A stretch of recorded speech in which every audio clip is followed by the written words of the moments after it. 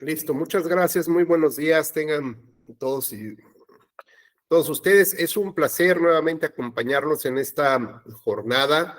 Vamos a seguir platicando sobre el tema de la información digital, las redes sociales, plataformas, sobre todo desde el punto de vista o el enfoque desde la comunicación política. Me da mucho gusto saludar a quienes ya están ingresando en la plataforma y a los que gentilmente también ya iniciaron sus cámaras. Yael Manuel, muy buenos días, ¿cómo estás? Juan Manuel Buen día, Martínez, muy buenos días. buen día. Helder Ábalos, buenos días. Buenos días, profesor. Agustín Arcos, muy buen día. Raúl Alejandro Torres, buenos días. Maugani Acopa, igualmente muy buenos días. Y también, por supuesto, un saludo a todo el equipo de la Escuela Judicial Electoral que hace posible que tengamos la posibilidad de comunicarnos esta mañana. Y insistiré en el tema que en cuanto tengan ustedes la posibilidad de incorporarse en el diálogo o el replanteamiento de temas que les parezca interesante, bueno, por favor, siempre son bienvenidos. Julio César y Yareli, igualmente, muy buenos días. Bueno, pues ayer hicimos, digamos, una aproximación de contexto sobre el tema de la influencia o la relevancia que tiene la comunicación digital, las redes digitales. Digamos, vimos que si pudiéramos hablar de grandes transformaciones para el ser humano, pues esta indudablemente tiene su espacio, digamos, en la historia, su propio mérito, y ha transformado pues desde la manera como nos comunicamos, por ejemplo, las clases, la manera como podemos hoy platicar con un familiar que está en otro país, por ejemplo, que me pasa mucho con mis hijas, que puedo comunicarme con ellas a través de videoconferencias del WhatsApp, ¿no? Entonces, o que me acompañan en el tránsito de la carretera, por ejemplo, pues esto la verdad que de una u otra forma pues era, no había manera en realidad de que esto, el ser humano se imaginara que íbamos a llegar a este punto.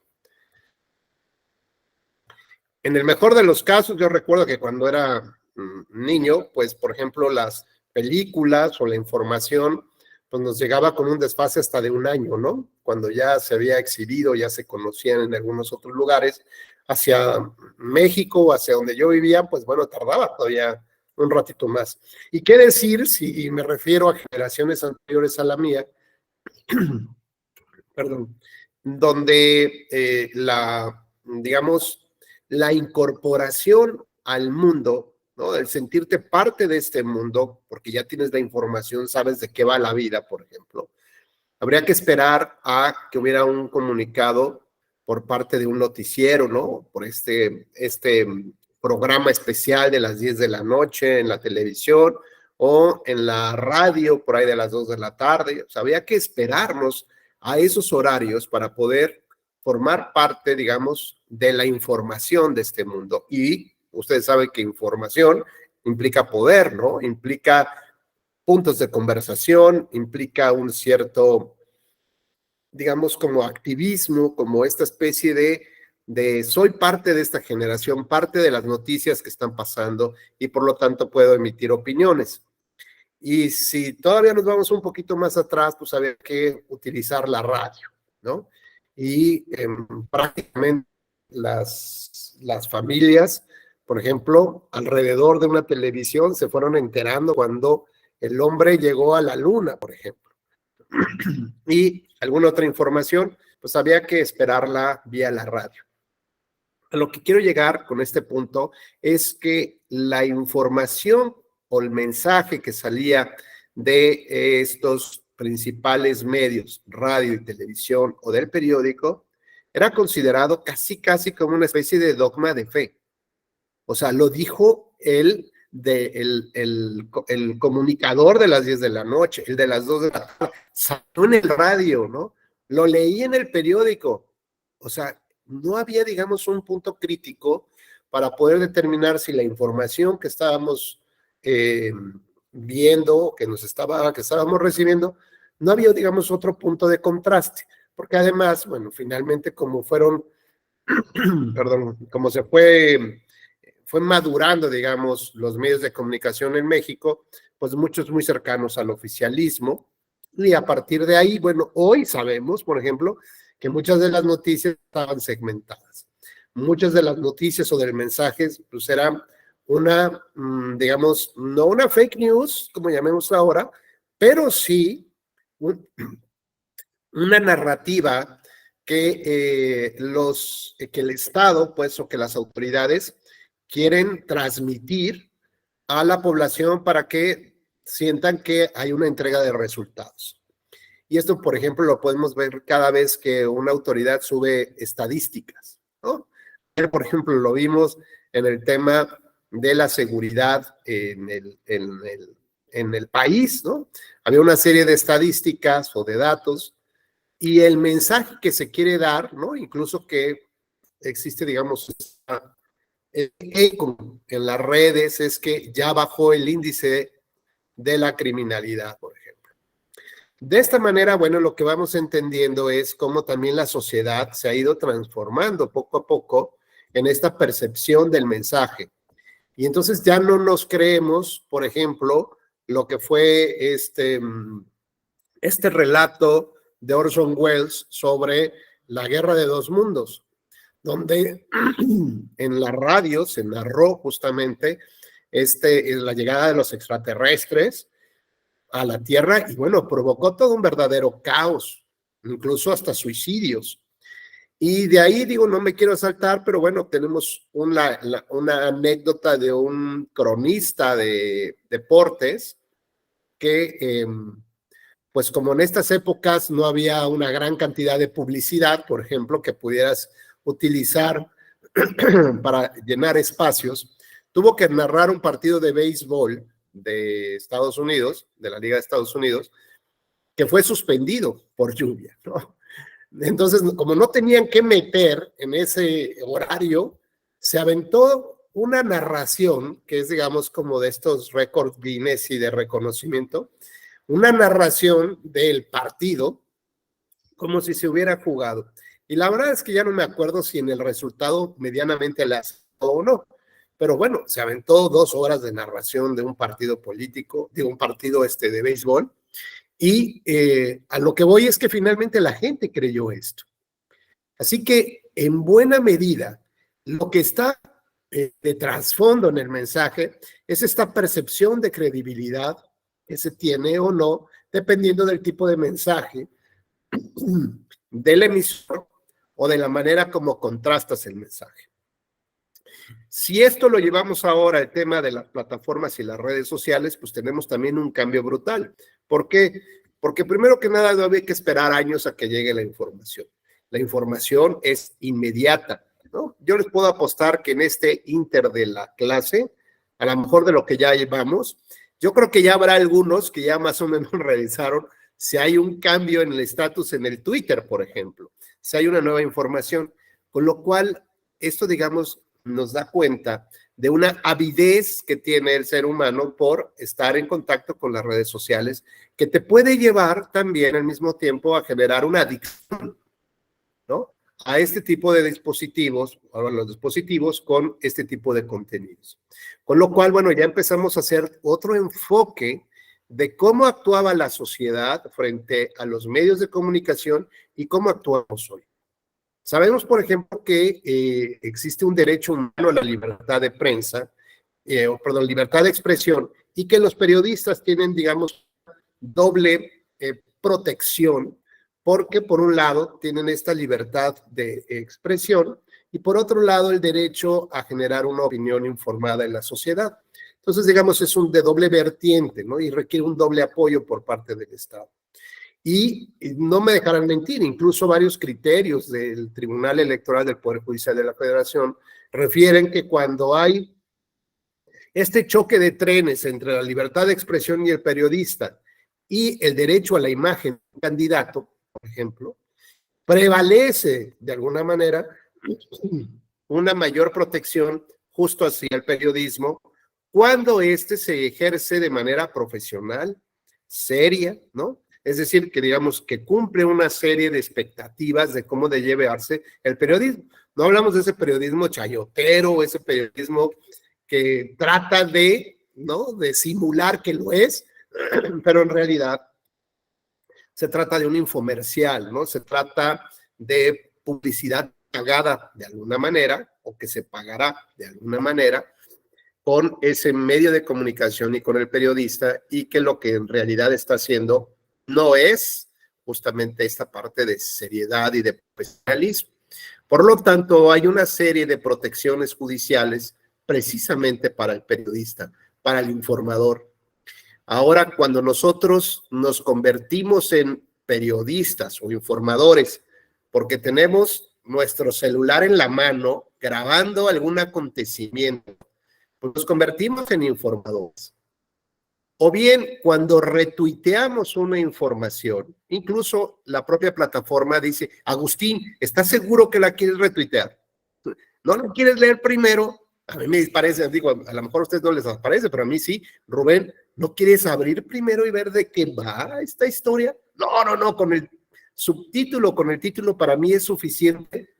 ¿Por qué? Porque le doy una credibilidad al mensaje, o simplemente porque a lo mejor ahora lo que quiero ganar son como seguidores. Entonces ya no solamente se trata de crear esta percepción de credibilidad en cuanto al mensaje, al emisor o el medio que lo está difundiendo, sino que ahora yo quiero asumirme en ese papel del profesionista, del periodista, y las primeras preguntas que surgen aquí o surgirían en el debate, por quien quisiera contribuir, ¿ustedes qué piensan? ¿Debería del Estado de generar la misma protección que tiene un periodista profesional, digamos, ¿no?, estudiado y que está en los medios, o un Rubén Becerra que de pronto se quiere convertir en este informador, en este pasador de información? Esto significa que si Rubén entra en un choque con el derecho humano al libre desarrollo de la personalidad o el derecho a la imagen de un candidato, aquí la libertad de expresión, Rubén, va a perder. ¿Por qué? Porque el Estado no me considera periodista. ¿Y qué pasa si esto lo elevamos, por ejemplo, al concepto de los youtubers o de los influencers? ¿Tendrán esta misma asimilación jurídica de la profesión del periodismo que debe ser protegida? ¿Qué piensan al respecto?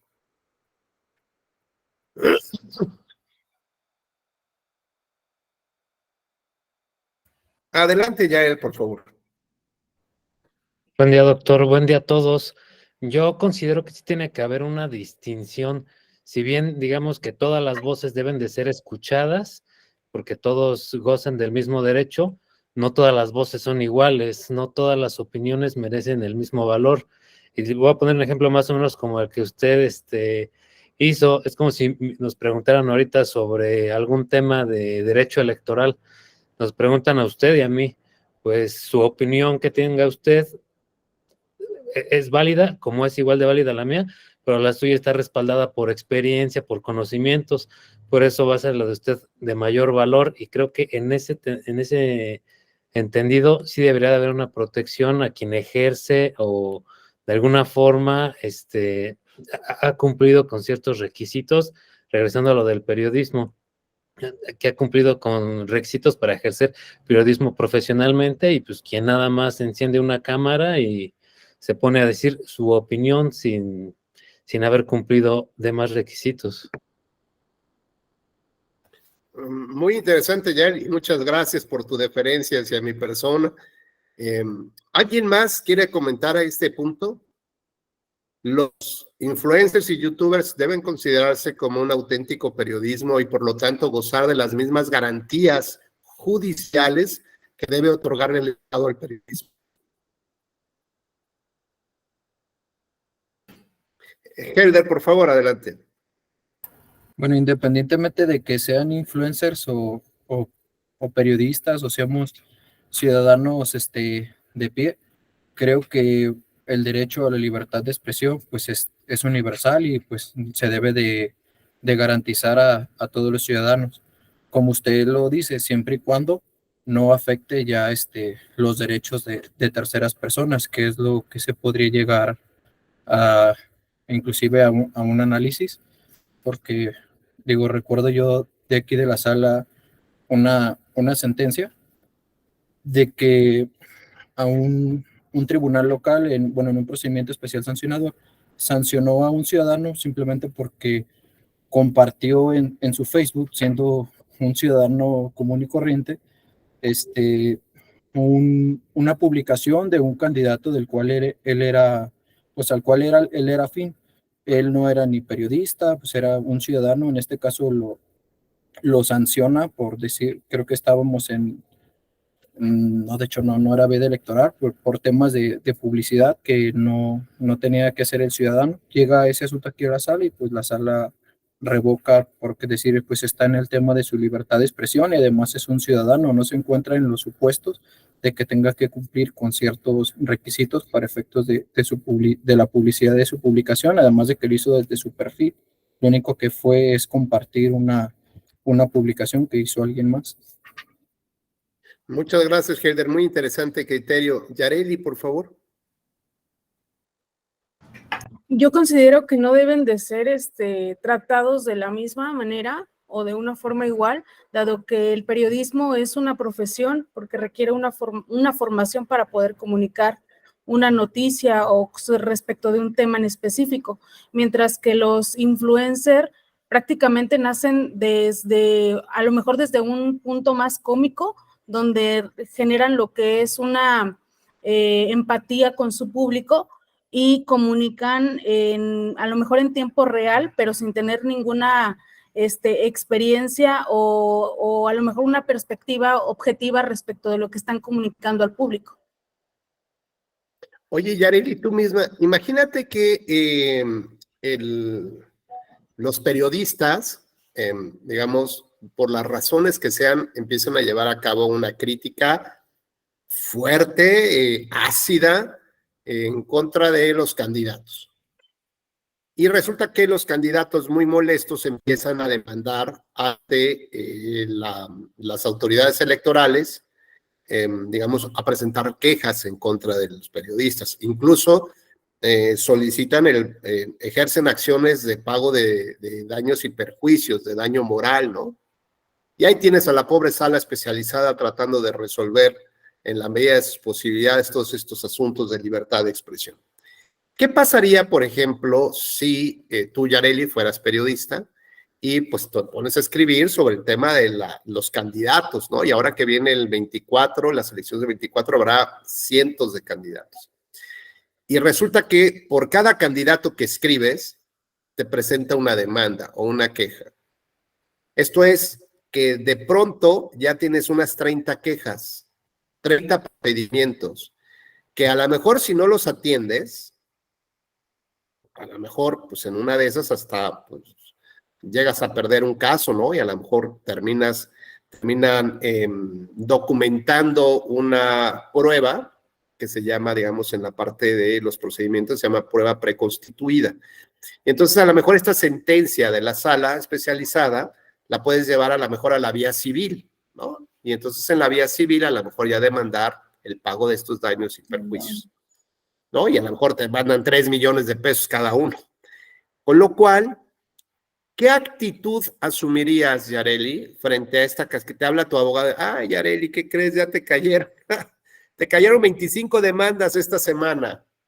¿Qué actitud crees que asumiría Yareli o el periodista tradicional? Pues yo creo que primero que nada sería reclamar esa restricción a lo que es a la libertad de expresión, ¿no? Y también la posibilidad que tienen los periodistas de ejercer su función de una forma libre respecto de la noticia que están dando. Claro, pero vamos a pensar que ya hasta tienes, digamos que construiste una especie de apelativo o de apodo para algún candidato, ¿no? Por ejemplo, aquí en Puebla hay un periodista que se refiere a los candidatos y ya todo el mundo sabe de qué se trata, ¿no? Por ejemplo, cuando hablamos del ya sabes quién, por ejemplo, ejemplo, ya en el contexto de los mexicanos, podemos más o menos intuir con un grado de fiabilidad de quién estamos hablando, ¿no? O cuando alguien dice, es que es el innombrable, bueno, pues también unos pensarán en Star Wars, otros en Harry Potter u otros en la política mexicana. Pero cuando hablamos, por ejemplo, hay uno que le pone ya hasta ni siquiera ya el nombre, nada más le pone los simbolitos, estos, los emojis, ¿no? Y le pone una gotita y un tarro de miel, ¿no? Entonces todo el mundo lo identifica como gotitas de miel. Bueno, por una declaración desafortunada que hizo ese servidor público en una época y hasta la fecha, así todo el mundo como que lo ubica. Bueno, pero si yo les digo, a lo mejor ustedes no van a saber de quién hablo, pero en mi contexto sabemos a quién se refiere, ¿no? Por decir algo. Entonces, cuando Yareli empieza, digamos, con este ingenio y creatividad mexicana que ubica al candidato por alguna declaración, ¿no? Y ya todo el mundo se refiere a él, imagínate que pues viene una serie de demandas. Y justo lo que Yareli, bueno, pues es una mujer fuerte que defenderá los derechos, que se ve que tiene mucha convicción, pero habrá otras personas de Yareli que no tengan esa misma fuerza de convicción y digan, ¿para qué me voy a meter en tantas broncas? Lo que hago voy a hacer, bajarle 2 o 3 rayitas, ¿no? A mi ejercicio periodístico, a mi libertad de expresión, de crítica y a generar, digamos, esta información crítica que debe de tener, o esta formación crítica que debe tener las personas, la sociedad, de cara o de frente a sus servidores públicos. Y entonces, a veces, fíjense cómo utilizar un medio de impugnación para la defensa de derechos implicaría intentar mermar otro derecho fundamental como es la libertad de expresión de la periodista Yareli Galván. ¿Me explico?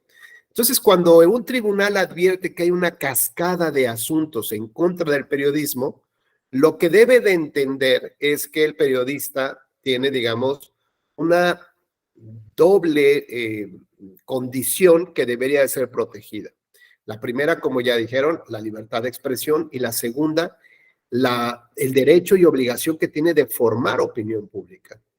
Por lo tanto, tal parecería que la judicialización, Yareli, de los casos en contra de los periodistas, busca en el fondo disminuir ese derecho humano, esa libertad de expresión. Entonces, ¿qué requieres? Pues requieres un tribunal que se ponga las pilas, que entienda hacia dónde va este asunto, y a lo mejor que dicte sentencias ya muy claras en defensa del periodismo y empiece a hacer un análisis de política judicial para saber si la estadística va bajando. Bueno, es porque fue certero, ¿no? Asertivo el mensaje de decir, a ver, no llenes al periodismo con impugnaciones porque ninguna va a prosperar, ¿no? O en la mayoría no van a prosperar, ¿no? Que en este ánimo, ¿no? De asustarte, en este ánimo de intentar influir en esta libertad que tienes de expresar. Bueno, pues vemos que esto pasa ahora muy seguido en las redes sociales. ¿Por qué? Bueno, porque puede ser que tenemos el caso de una youtuber, por ejemplo, que hizo alusiones a una chica que fue violentada, ¿no? Y me parece que además subió su video y hizo críticas, ¿no? Es decir, la revictimizó todavía. Bueno, esta chica que era youtuber, me parece, o influencer, no sé la característica de ambas, pero bueno, terminó en la cárcel, ¿no? Creo que ya está fuera, me parece, pero por lo menos me parece que estuvo 1 o 2 años en prisión sobre la mala utilización de la información y de las redes sociales.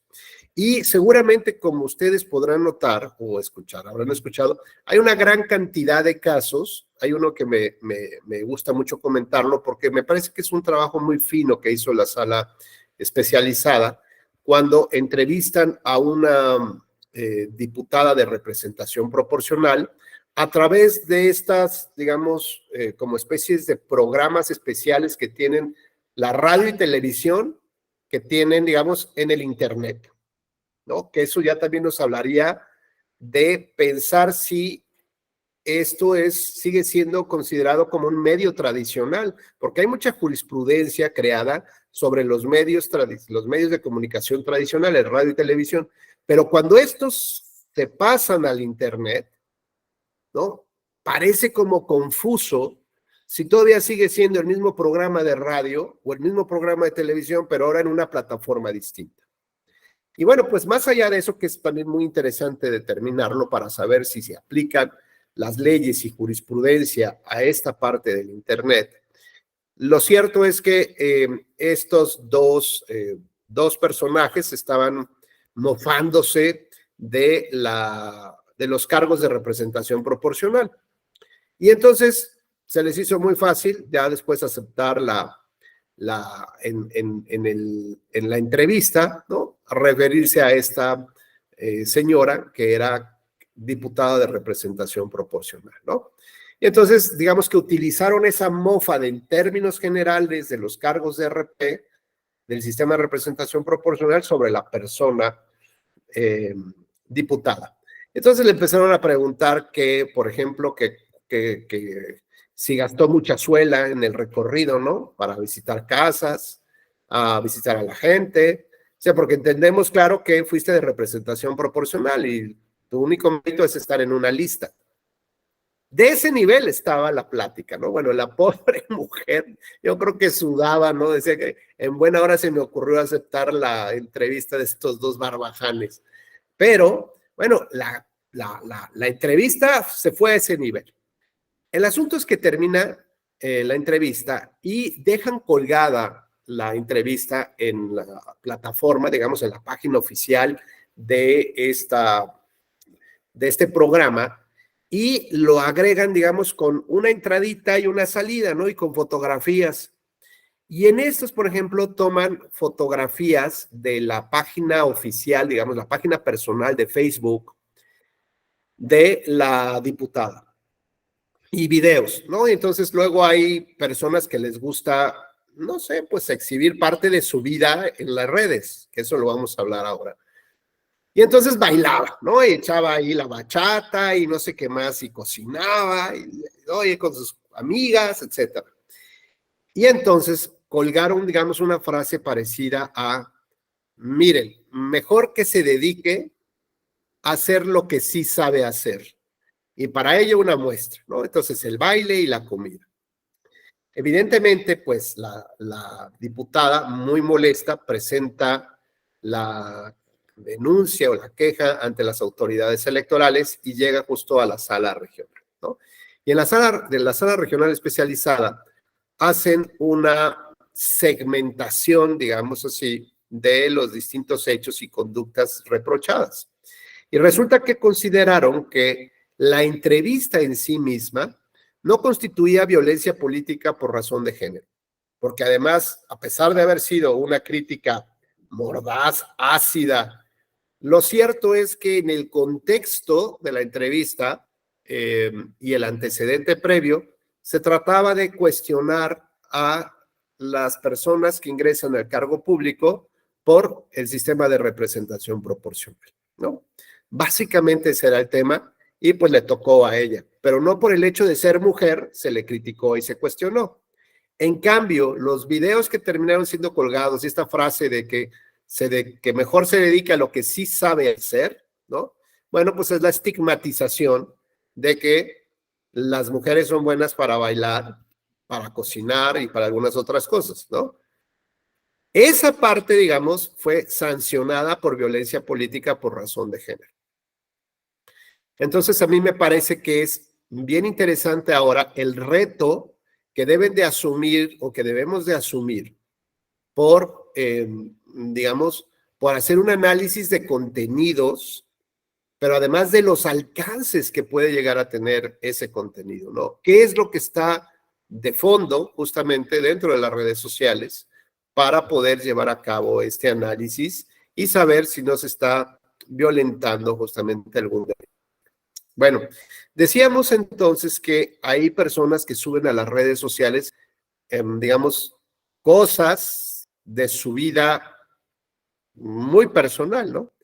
Por ejemplo, qué comieron, dónde comieron, con quién se reunieron, si bailan, cantan, recitan, ¿no? Si se echan unas copas. Bueno, ya tenemos a veces casos, por ejemplo, de un periodista que les hicieron la comida de los periodistas, ¿no? Y un presidente o gobernador, un gobernador le hizo como la clásica comida para los periodistas. Y resulta que, bueno, su programa de radio, de internet, más o menos tenía que transmitirse a la hora de la sobremesa de esa comida, ¿no? Entonces, parecía, no sé si ubican esta serie del huevo cartoons de los borrachitos, ¿no? Entonces se ve que ya estaban bien jalados los periodistas y pues tuvieron que entrar al aire, ¿no? A hacer sus comentarios, ¿no? Y decir, ya es que estamos bien contentos aquí en la casa del gobernador. Y bueno, la verdad es que fue un desastre. Pero a lo que voy es, ¿por qué? Digamos, esto es lo como que quisiera yo abrir un poco la pregunta y a ver quién nos puede dar algunas luces. ¿Por qué, si somos tan cautos para manejar nuestra vida como privada, ¿no? Solamente darle acceso a nuestra vida a personas pues muy, muy, muy, muy cercanas, ¿por qué tendremos, digamos, esta idea tan extraña de que en las redes sociales sucede lo contrario? Mientras más muestre yo cosas de mi vida, me siento mejor, pero al mismo tiempo exijo que haya condiciones para poder cerrar, digamos, esta información. Tal vez alguien me dirá, bueno, pues es que tú puedes distribuir esa información solamente a un grupo selecto de amigos. Bueno, pero en términos generales eso pasa para, por ejemplo, alguna persona. Pero para el gran universo de los usuarios de las redes sociales y de las plataformas digitales, queremos comunicar al mundo, ¿no? Las uñas de los pies, ¿no? Si estamos bronceados, el amanecer en la playa, los chilaquiles con huevo. Yo el otro día, por ejemplo, subí, ¿no? Una foto porque tenía una hambre espantosa y unos chilaquiles con huevo. Digo, es un invento maravilloso. Que había que reconocerse un monumento al inventor del chilaquil con huevo.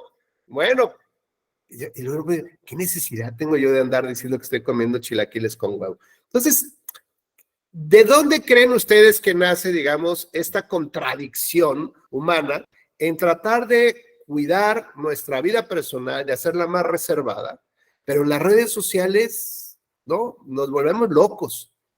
¿Qué creen que es lo que sucede ahí?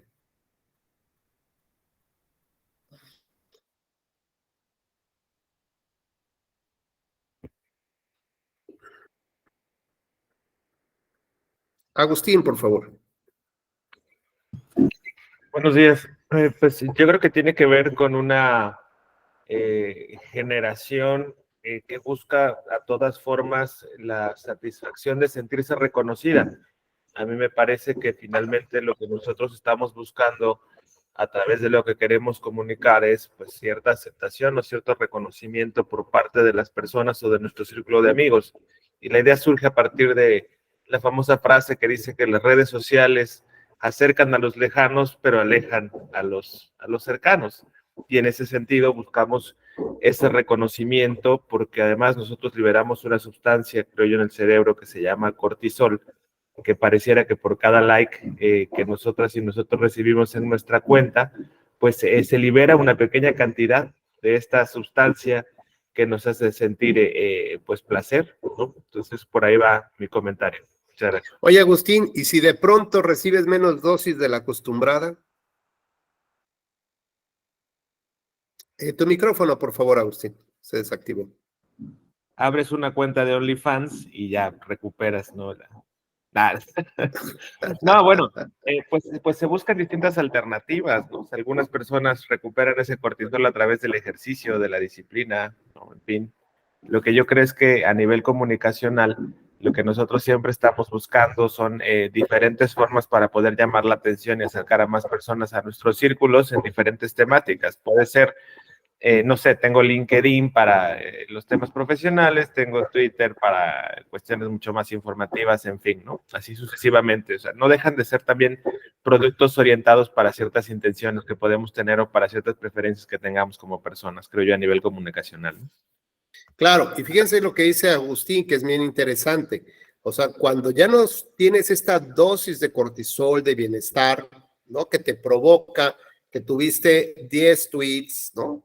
Bueno, estás constantemente viendo, por ejemplo, si ya hay uno, ¿y quién te lo puso? ¿No? Si ya me pusieron un corazoncito, ¿y quién me lo puso? Ya lo checo, no, bueno, pues igual le doy seguir o no le doy seguir si me interesa. Pero lo que tendría yo que hacer es esforzarme ahora por llamar más la atención, ¿de acuerdo?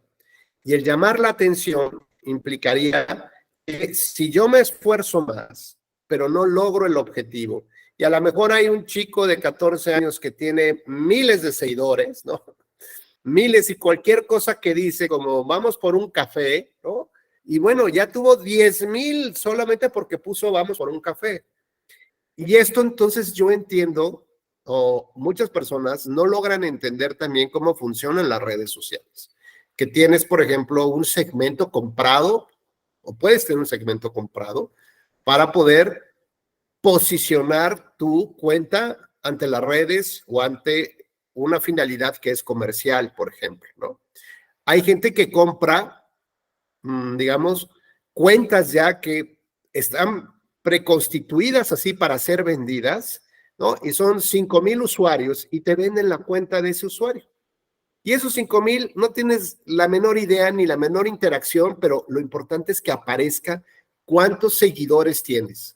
600,000 seguidores.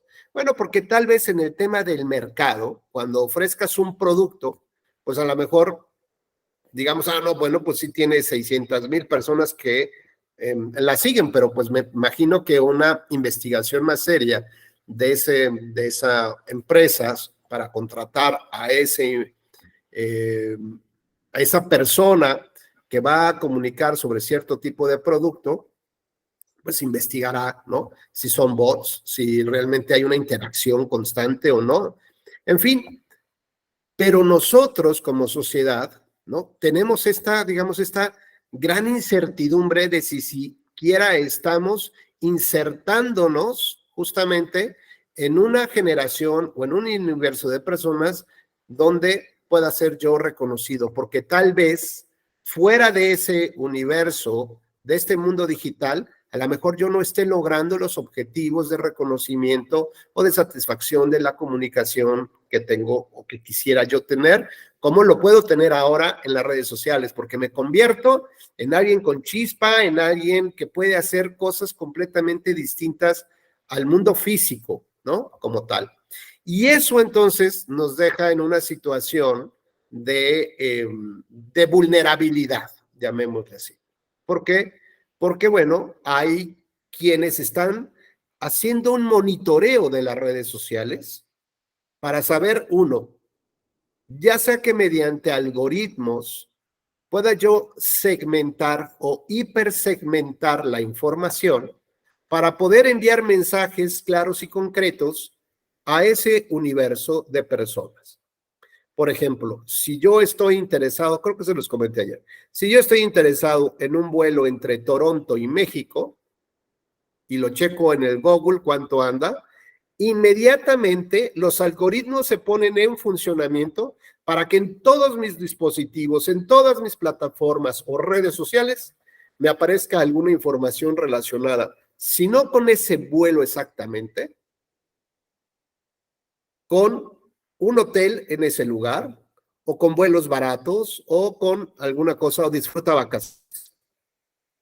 Y esto, lo único que nos demuestra es que hay observadores, ¿no?, en las redes sociales y que encuentran estos grados de vulnerabilidad de las personas para poder influir en ellas. Y esta influencia, pues, tiene que ver con vulnerar la libertad de las personas para la toma de decisiones. Y si yo voy a tomar vacaciones, ¿no?, que ya viene julio, y tengo un bombardeo constante, permanente, de un viaje a Toronto, a Canadá, es altamente probable que yo termine comprando, si tengo los recursos, que termine comprando ese viaje. Con lo cual, a pesar de que a lo mejor yo tenía cierta idea de que, ¿por qué no puede ser Canadá? Pero ¿por qué no puede ser Nueva York? ¿Por qué no puede ser, ¿por qué no puede ser Costa Rica? ¿No? Bueno, pues esa hipersegmentación de la información hizo que yo tomara una decisión. Y si puedo tomar una decisión comercial, ¿por qué no puedo tomar una decisión política? Por ejemplo, si yo estoy interesado en conocer un mensaje que dio Donald Trump, estoy casi seguro que después que la busque en Google, me van a aparecer, y si no hagan ustedes el ejercicio, una serie de informes o de plataformas que están, o de publicidad que está relacionada con el Partido Republicano o con Donald Trump, por ejemplo. Y vuelvo a abrir la plataforma del Twitter para ver y me vuelve a aparecer. Y si no logro entrar, o si entro, pues a ver de qué va. A ver ahora qué dijo este loco de los mexicanos, ¿no? Bueno, pues entro. Que dijo algo de los chapitos. Pues voy a ver qué dijo de los chapitos. Y entro y eso vuelve a hipersegmentar la información. ¿Qué significa? Que hay una materia de mi especial interés, no solamente a lo mejor es por Donald Trump, sino a lo mejor es por el tema de la delincuencia, o por el tema de los chapitos, o por el tema del conflicto México-Canadá, de México-Estados Unidos, por decir algo. Es decir, esta hipersegmentación de la información va generando que el sistema o el algoritmo te conozca incluso mejor de lo que te conoce tu esposa, tu esposo, tus hijos, tus padres, o a veces hasta de ti mismo. Porque incluso dicen que cuando opera uno en las sombras, ¿no? Digámoslo así, en esta parte oscura del ser humano, en tus inquietudes más profundas, cuando estás solo con el dispositivo, pues puedes accesar a mucha información, ¿no? Que ordinariamente no te atreverías a comentarlo ni en la oficina, y a veces hasta el médico, pues como que le dice, ay, doctor, pues tengo algo ahí medio raro, pero no, o sea, ni siquiera le quieres decir de cómo se llaman las cosas, ¿no? Por la pena que te da. Pero en el Google, claro que lo pones con todas las letras, ¿no? Y esto que, insisto, ¿qué indica en términos de la charla que tenemos con la Escuela Judicial Electoral? Bueno, pues que la hipersegmentación de la información y los algoritmos están siendo un factor desencadenante para la toma de decisiones o generación de percepción ciudadana. Con lo cual, este es un gran reto que debe de tener la democracia representativa para poder fortalecer la libertad del sufragio, que es uno de los elementos centrales justamente que sostienen a la democracia. Si yo tengo una alineación de información constante y permanente, donde me conocen hasta ¿no? Debajo de las sábanas casi, conocen mis telarañas y mis fantasmas, es fácil que puedan, digamos, encontrar un cierto grado de vulnerabilidad. Vean, por ejemplo, a dónde podemos caer en esto que estamos platicando, en un extremo brutal que está sucediendo en Estados Unidos y que ya está siendo conocido por algunas comisiones en el Senado norteamericano. Resulta que se ha identificado que los actuales terroristas en contra de Estados Unidos son ciudadanos norteamericanos, que además no han tenido, digamos, ni siquiera un paso presencial o físico por alguno de estos países que se consideran enemigos de Estados Unidos, que tampoco han recibido una cultura o una instrucción religiosa de grado fanático, ¿no? Para poder dinamitarse, que tampoco los gobiernos de aquellos países los han amenazado a sus familias, que de no hacer esto en contra de Estados Unidos, pues algo malo les va a pasar o algo bueno le va a pasar a tu familia si te pones un chaleco y explotas ahí, ¿no? O entras a un mall y les disparas a mansalva que te encuentres. Donde han encontrado este análisis los informáticos y psicólogos y todo esto, tiene que ver con la hipersegmentación de la información.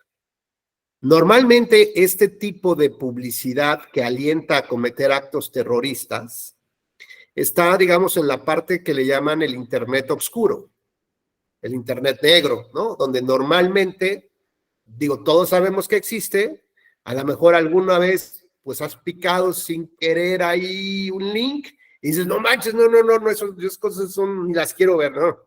Y ya, lo quitas y lo bloqueas y lo sacas de tu historial incluso, ¿no? Pero hay quien no tiene esa, digamos, este tema y ¿por qué no puede entrar y analizar, ¿no? Y entonces, digamos, si en cierta información para adultos, por ejemplo, viene un video de un periodista que le dieron toques eléctricos y en ese momento, bueno, pues te interesó la nota, ver, ¿no? Cómo reacciona el cuerpo frente a los toques eléctricos. O te interesa la nota de cómo se están presionando los periodistas. O te interesa la nota de cómo funciona, ¿no? El periodismo en la guerra, por ejemplo, ahora que hay un periodista detenido en Rusia, ¿no? Por ejemplo.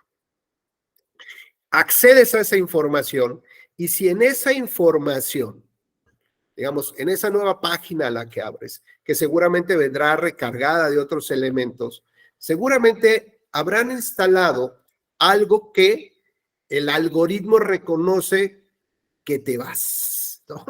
Es decir, que te va a tentar, ¿no? Sí. A ver, Genis, pícale acá, Genis, ¿no? Ven aquí, Genis, ¿no? Y bueno, pues a lo mejor Genis dice, no, ya voy a dormir. Bueno, pero a ver, 5 minutos más. Y le da el clic, ¿no? Bueno, y a lo mejor de ahí lo lleva a otro lugar donde se ve la decapitación de unos periodistas. Y dices, órale, esto está bien fuerte, no manches, güey, sí, está fuerte, güey. Pero bueno, el algoritmo sabe que de alguna u otra manera o en ciertos horarios o cuando accedes a ciertas plataformas, a ciertas páginas, te pueden mandar esa información y están con un altísimo grado de probabilidades de que vas a acceder a esa información. Bueno, pues resulta que esta historia que les platico del tema del terrorismo, resulta que los nuevos terroristas son ciudadanos norteamericanos que han entrado a este tipo de páginas o de conocimiento, de información, y poco a poco el algoritmo ha estado trabajando de tal manera que les va mandando la información de lo que deberían de hacer. Y entonces lo que han demostrado es que esta hipersegmentación de la información, así como puede lograr que compres un teléfono de cierta marca, por ejemplo, que tú no querías comprar, que no tenías ni dinero para comprarlo, y que venía la promoción de 174 meses sin intereses y en paguitos chiquitos además, ¿no? Ya saben, como este chiste que llega a pagar, le dice, llega al Electra y dice, o al Coppel, dice, vengo a pagar ya la última letra de la cuna. Y dice, ay, qué bueno, señor, oye, ¿cómo está su bebé? Dice, ¿cuál bebé, güey? Soy yo, ¿no? Es decir, ha pasado una eternidad. Bueno, pues lograron convencerte de que compraras el aparato. ¿Por qué no lograr convencerte que votaras por salir de la Unión Europea como en el Brexit? ¿Por qué no lograr votar por el partido o no votar, por ejemplo, por Hillary Clinton a través de Cambridge Analytics, esta empresa que ha sido cuestionada en el mundo por influir o intentar influir en las decisiones, ¿no?, de la libertad de las personas, como en el caso del Brexit, como en el caso de las elecciones donde ganó Donald Trump, como otras tantas que incluso se dice que tenían convenios con el gobierno ruso. Y que el gobierno ruso justamente también está influyendo en toma de decisiones de los gobiernos. Antes, pues eran otras formas de diplomacia y otras formas de lograr objetivos históricamente, pero hoy el tema está en las plataformas digitales. Y además, si a mí me gusta abrir una página donde se ve a una chica intelectual y que además está guapa, bueno, pues seguramente me voy a hacer hasta su fan, ¿no? Como tal. Pero resulta que si la inteligencia artificial está poniendo textos o mensajes en personas que no están diciendo eso, pero que incluso se trata de su misma voz, con su mismo tonito de voz, y que esté alertando, que esté diciendo, llevándome, tratando de convencer, bueno, pues seguramente es para mí un referente. ¿Se acuerdan como el del periodista de las 10 de la noche? Ya lo dijo, ¿no? Jacobo Zabludovsky, ya lo dijo López Dóriga, ya lo dijo el de la estación de radio, ¿no? Ese cuate, si es de periodismo, eso sí investigan. Y hoy realmente vemos que a veces son refritos, ¿no? De mucha información. Ah, no, es que eso ya lo dijo El País, el New York Times. Ah, bueno, pues es que incluso a veces hay que tener, digamos, esta clara conciencia y madurez de que hoy la información no la puedes comprar a la primera. Tienes que rebotar varios, digamos, varios medios para poder generar tu propia información. Así que bueno, llegamos desde el conocimiento de tu propia vulnerabilidad por esta necesidad de exposición pública, ¿no? Eres, digamos, carnada fácil, eres platillo fácil para estas grandes empresas que lo que buscan es posicionar información, mensajes o en su defecto que te influyan en la decisión para la compra de un producto o para que ingreses a un club o para que tengas un perfil político, por ejemplo, que después pudiera ser explotado nuevamente, ¿no? Esto es que la hipersegmentación va conociéndote incluso mejor de lo que tú crees conocerte y sabe dónde puede influir en, digamos, en doblegar esta voluntad y decir, me voy y lo tengo que hacer. Bueno, pues veamos entonces que es un tema bastante complejo, tiene muchas aristas por donde analizarlo. Ahora, si ya estamos, digamos, en este contexto de vulnerabilidad del mensaje, no nos importa quién lo informa. Esa parte ya como que la dejamos a un lado. Si es López Dóriga, hasta de broma lo decimos ya como meme. Pero lo que nos importa ahora es la cantidad de veces que lo vemos o en su defecto que tiene algún concepto, imagen, mensaje, algo que particularmente a mí me satisface. Por ejemplo, si alguien le dice cabecita de pañal, me divierte y yo lo abro. ¿No? A ver qué tarugada dice, no me importa, yo lo abro, nada más porque solamente ocuparon esa expresión. O se ocupan, que dicen que ya no está de moda, pero los hashtags se ocupaban. Ahora ya no se ocupan el hashtag, ¿no? O sea, como que ya es algo, como que ya va pasando de moda ese tema. Entonces resulta que con cada mensaje se van encontrando dónde está esa vulnerabilidad, ¿de acuerdo? Ahora, si yo ya tengo el destinatario natural, porque como dice Agustín, además le voy a provocar cierta felicidad, pues resulta que ahora puedo manipular el mensaje. ¿Qué mensaje le quiero mandar a Yareli que tenga el mismo impacto que le pueda llegar, ¿no? Con Yael. Cuando son dos perfiles completamente distintos, pero ¿cómo puedo hacer para llegarles el mismo mensaje y influir de la misma manera? Pues claro, encontraré que hay algo que es común a ellos. Y quien se está encargando de hacer el trabajo 24/7 por 365 días a la semana se llaman los algoritmos.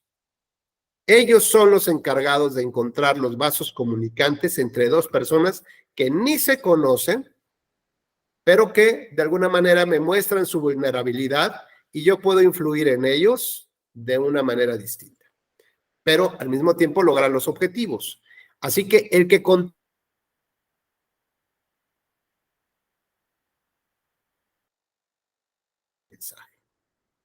y de manera muy sutil, justamente puede influir en sus decisiones.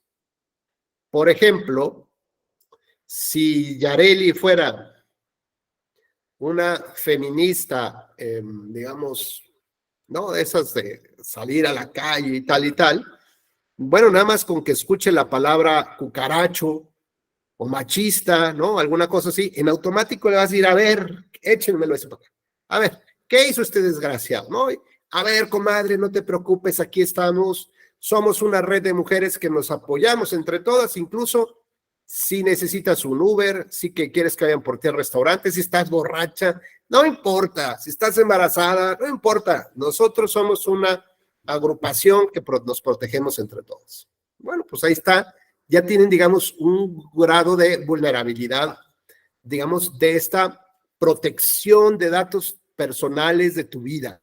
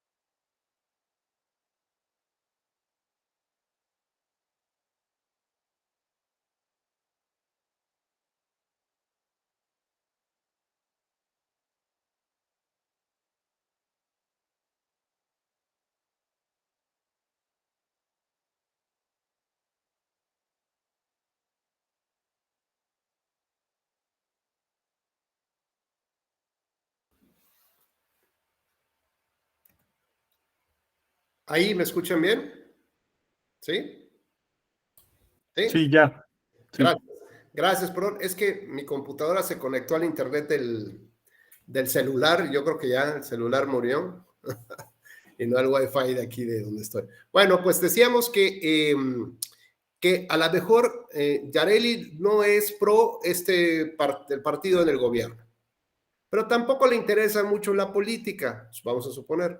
Pero sabemos que tiene un alto grado de consumo de este tipo de contenidos donde se critica a los varones, por ejemplo, o a los hombres en términos generales.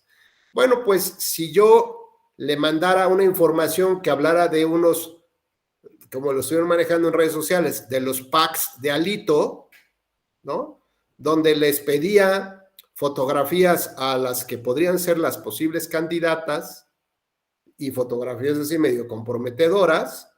Bueno, probablemente ya en Yareli tenga un impacto tal que si en algún momento hubiera pensado por votar por la coalición opositora al gobierno, ese simple hecho, ese simple dato hará que no cuente con su voto, por ejemplo. Y si resulta que si consume ese contenido, pues voy a estarle mandando toda la información que esté relacionada, que encuentre yo en las redes o que yo cree, porque además puedo inventar cosas, y entonces hablamos de las fake news. Le estoy inventando cosas a Areli y Areli, pues simplemente las consume. En algún momento del día procesará si esta información es adecuada o no. Pero a lo mejor no creo que esto pase, las diputadas no, eso no pasa. O sea, ¿cómo van a mandar fotografías ahí comprometedoras? No.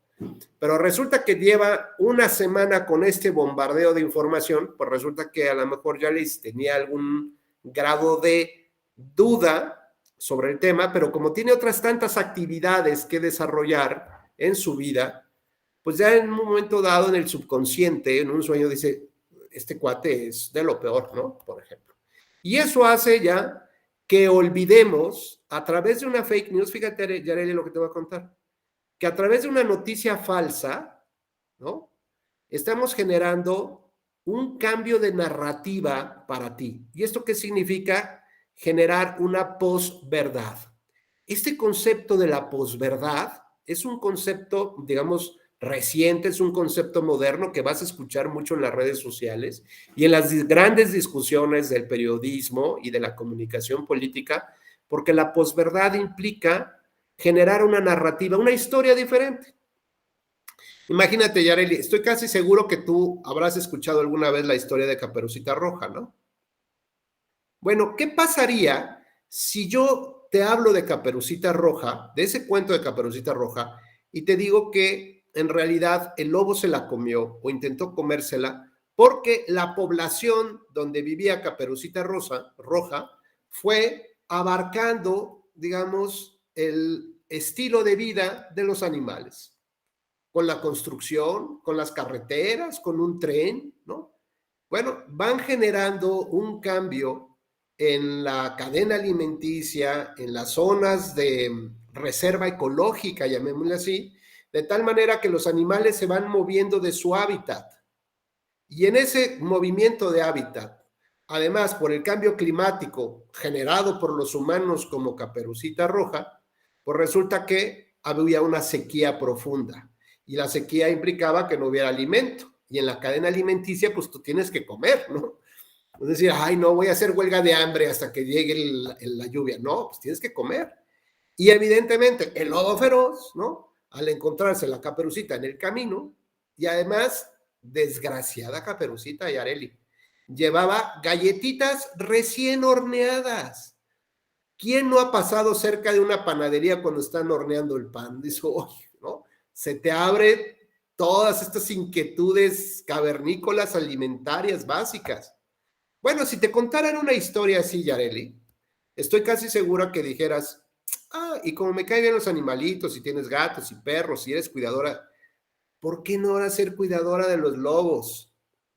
Claro, malvados humanos, ¿no? Que estamos acabando y que estamos orillando a los animales a cometer esto, a hacer esto. Y todavía va un leñador y le abre la panza cuando hay procedimientos, por ejemplo, para poder hacer que no sufran los animales. Y entonces después buscaremos, por ejemplo, una narrativa en el algoritmo que te diga que hay una organización en España que está protegiendo a las gallinas por la violación que le cometen los gallos.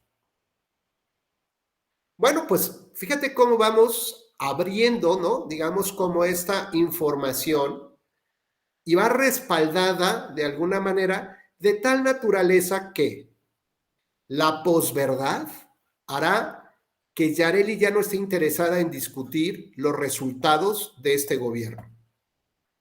O sea, hoy es que el tema de las medicinas, no, pero es que esto es más importante. Hoy es que el tema de la seguridad, sí, pero esto es más importante. Entonces, de tal manera que el que controla el mensaje, controla las redes. O al revés, el que controla redes puede controlar el mensaje. Y entonces lo que hago es desviar la información que tiene base dura, sólida y objetiva, sobre la cual deberíamos de estar todos debatiendo y cuestionando los temas de la entrega de resultados de un gobierno frente a la sociedad. Pero si yo te cambio una narrativa, Yareli, y te digo que es que ya vienen los extraterrestres, ¿no?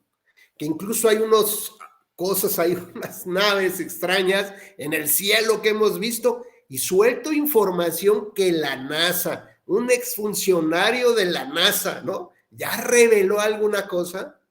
¿Qué estoy haciendo ahí? Cambio de narrativa. ¿Qué estoy generando? Digamos, una posverdad. ¿Se acuerdan? No sé, estás muy joven, pero te voy a platicar, no sabes si lo sepas. Pero imagínate que los grandes comunicadores en México, los de las grandes noticias donde decías, ya lo dijo don fulanito de tal, dieron cuenta del chupacabras en México. ¿Habías escuchado toda esa noticia, Yareli?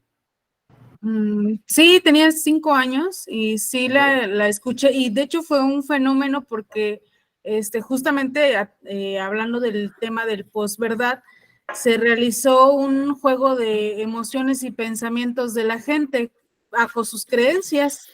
No influyó demasiado en eso, más bien en inculcar lo que es el miedo o psicosis en la gente. Bueno, pues cuando vean ustedes una nota que sale de lo normal, estamos hablando de la posverdad. Y detrás de la posverdad hay una verdad que se trata no de ocultar, digamos, no de maquillar, pero lo que se trata es de cambiar el discurso de la sociedad. Y entonces, cuando, imagínense, los periodistas hablaban del chupacabras como esta especie de bestia, ¿no?, humana en dos patas y que había unas huellas muy raras, ¿qué es lo que en el fondo se pretendía encubrir? ¿O por qué los medios de comunicación daban cuenta de ello? Yo recuerdo, por ejemplo, cuando el actual presidente de México era jefe de gobierno de la Ciudad de México, porque me tocó vivir en esa época ahí. Yo recuerdo que le preguntaban por la escasez de agua, por ejemplo. Y me acuerdo perfectamente, llevábamos una crisis de agua impresionante. De Iztapalapa ni les digo, ¿no? Llevaban años, creo que sin que les cayera una gota de agua. Y cuando le preguntaban al jefe de gobierno que qué iba a hacer sobre ese tema, hizo esto. Entonces, ¿qué pasó? ¿Qué pasó? Lo que diga mi dedito, ¿no? Y ya después se empezó a hablar de los asuntos nacionales, ¿no? Que si que si Calderón, que si no sé qué rollo, ¿no? Me acuerdo qué rollos decían. Bueno, les voy a contar cuál creen que fue una de las principales notas con López Dóriga y en TV Azteca en la noche, en el gran noticiero esperado. El dedito de López Obrador. Entonces, a ver, ¿cuántos millones de pesos genera tu programa? ¿Cuánta gente trabaja en todo el país para darte información? Analistas, jefes editoriales, para que tu nota sea el dedito. ¿Qué significa? Que esto es un cambio de la narrativa que debería de tener la sociedad. Y bueno, pues hay personas que son muy hábiles para cambiar narrativas, para cambiar el discurso. Nos dice Julio César, por ejemplo, pues el levantamiento del EZLN en el gobierno de Salinas de Gortari, ¿no? Pues sí, se despertó con un caos en el país y había que cambiar narrativas. ¿Cómo logramos entonces descubrir esta posverdad? ¿Cómo logramos descubrir que estamos siendo meros instrumentos del cambio de narrativa? Porque si yo hablo del chupacabras y Juan Manuel le gusta cómo está mi título y el tuit le dice, oye, Juan Manuel, ¿no quieres leer lo que dice del chupacabras? Así como, no lo hagas. Retweet. Y le pone retweet. Entonces Juan Manuel se está convirtiendo en un instrumento de la posverdad, porque ni siquiera está leyendo, ¿cuántos son? 180 caracteres o una notita por ahí. Entonces veamos cómo estamos siendo parte del problema, pero además somos las víctimas del problema. Porque, insisto, viene o hay una gran manipulación de la información. Y esto me puedes decir, ¿es mentira? Sí, muchas cosas son mentiras. Porque además es muy difícil saber exactamente qué es la verdad o qué es la realidad. Pero cuando tú trabajas en función de las mentiras, estás buscando qué mentir, ¿no? Como una selfie. La selfie es una de las mayores mentiras que puede existir. Porque la selfie, ¿no? Es, ¡ajá, qué bárbaros! ¡Qué bien nos las estamos pasando!, ¿no? La gran sonrisa. Termina la foto y si alguien puede tomar digamos, la foto de la escena general después de la selfie, se acabaron las sonrisas, ¿no? Se acabaron esta cortesía y pues todos regresamos igual, ¿no? O sea, la selfie trata de representar un momento de mentira, o a lo mejor no necesariamente, pero puedes decir, bueno, es la conclusión, el corolario de lo bien que la estábamos pasando. Y en realidad eso es, pues no lo sabes. Con lo cual, adelante, Julio César. Perdón, que... Sí, Rubén, fíjate que estaba haciendo memoria precisamente en las elecciones de Salinas de Gortari y Cuauhtémoc Cárdenas. Aquí en Morelos se dio un fenómeno en el sentido de que si ganaba Cuauhtémoc Cárdenas, pues iba a haber guerra, iba a haber, independientemente de la devaluación, sí. Iba a haber un caos si ganaba Cárdenas. Digo, yo de niño lo recuerdo, y era como el run, ¿no? Imagínate, sin existir estas redes sociales, dicen que comentario boca a oído o de boca en boca y saber si eso no es verdad. Obviamente era una institución, el PRI, y que gobernaba a base del terror y del miedo, ¿no? Entonces, ahí el comentario, imagínate, ¿no? Cómo vivía, por lo menos aquí en Morelos, es lo que se decía, aguas, si gana Cárdenas, va a haber un caos, va a haber esto, va a haber aquello, que igual en Morelos hubo cierto caos con un gobernador que mandó a matar a muchísima gente también, ¿no? Es mi comentario. No, buenísimo lo que nos comentas. A ver, el gran problema, insisto, es que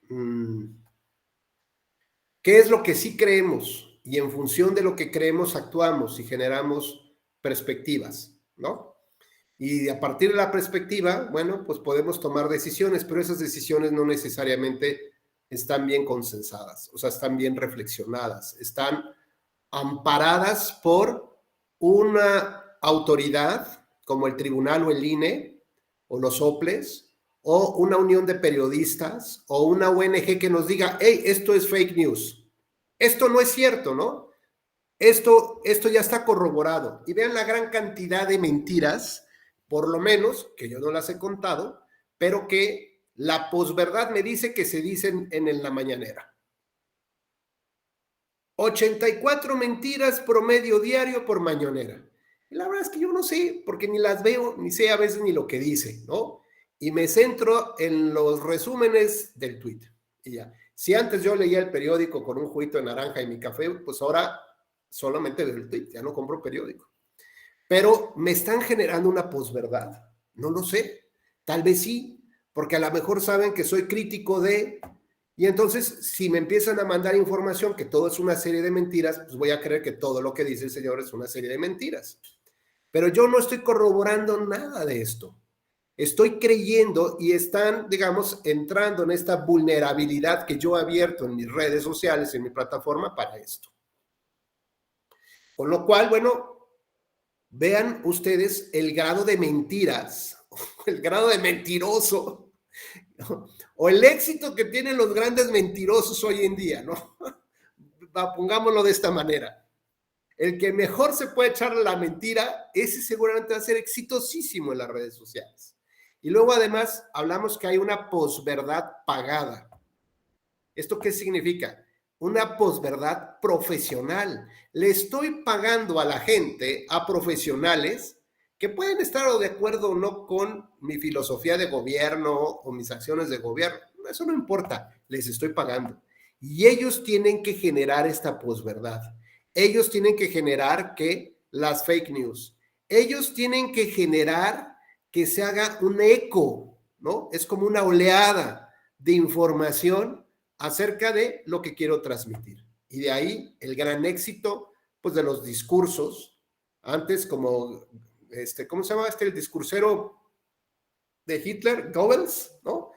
Que era su estratega en el discurso, su publicista. Bueno, pues ahora imaginen cómo hubiera funcionado o cómo funciona sin que ya necesariamente nos acerquemos ni a la televisión, ni a la programación abierta de la televisión. Hay generaciones que a lo mejor, si acaso ven un programa en televisión abierta al año, es mucho. Pero todos están en el Facebook o todos están en el Twitter o en sus teléfonos o en alguna otra plataforma, ¿no? Y ahora hay otras plataformas que son de streaming, que al mismo tiempo vas grabando, ¿no? Te van viendo, como el Twitch, ¿no? Que es otra de las que una de mis hijas está, porque además le gusta jugar y ya tiene un avatar, y entonces el avatar es el que juega y es el que canta y es el que hace mil maravillas, ¿no? Bueno, son cosas que uno va aprendiendo también. Y seguramente hay 20,000 cosas más que hoy ya mi hija ni siquiera tiene idea, ¿no? ¿Por qué? Porque esta tecnología así va avanzando de una manera desenfrenada. Rápidamente vamos a ver tres videos muy cortitos, si ustedes me lo permiten. Y sí, justo, estamos a buena hora.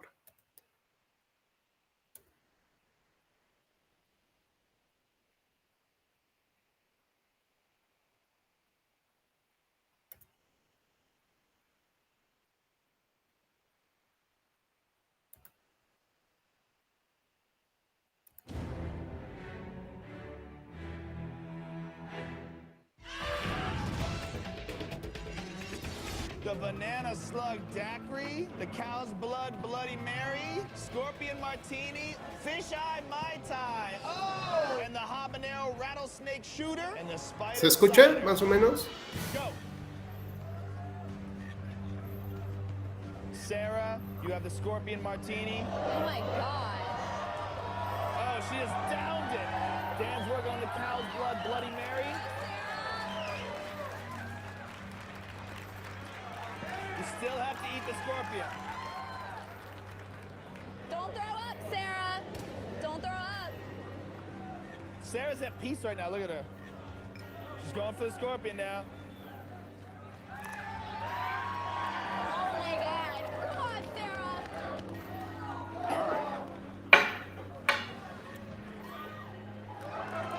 Oh!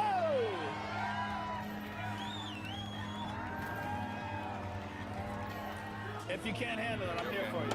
There's a pickpocket in case you need it. Calm down, just calm down. A lot of what's going on right now is just thinking about it. Just relax, just relax. You're fine, you're fine, you're fine. No, no, no. Oh, that's it.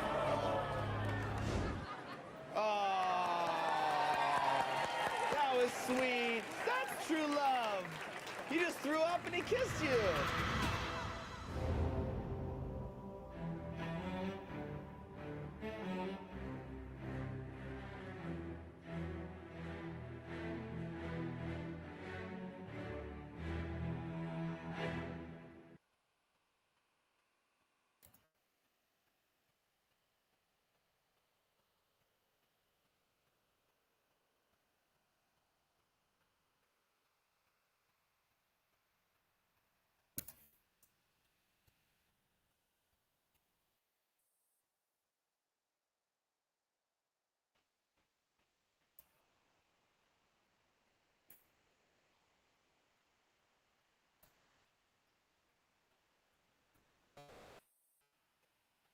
Nuclear en la unidad. Bueno, está bien, hablemos de sobornos.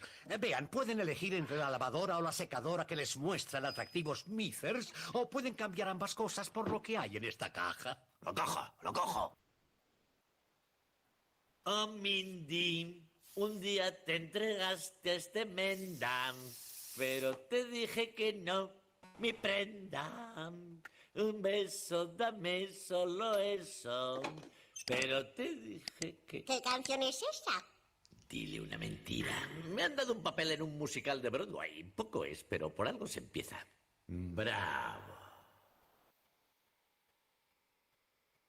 Atención todos. Solicito una exclamación de admiración por el señor Barnes. Manitos, aplastemos a los luchadores por la libertad antes de que empiece la estación de lluvias. Y recuerden, le regalaré un flamante burro a quien me traiga la cabeza del coronel Montoya. El premio, señor, el premio. Lo que quería decir es que hoy es la entrega del premio al empleado de la semana. Es increíble que hayamos pasado por alto tanto tiempo al ganador de esta semana cuando no funcionaríamos de no ser por sus agotadores desvelos. De modo que un fuerte aplauso para esta inanimada barra de carbón.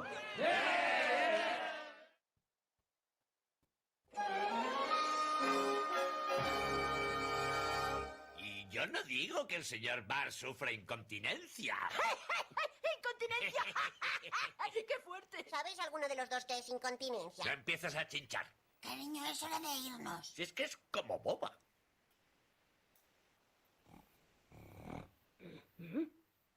Es de día y papá y mamá todavía no han vuelto a casa. Tranquilo, el señor Hart sigue cuidando de nosotros. No toques mis cosas. Oh, que hoy no estoy en un albergue.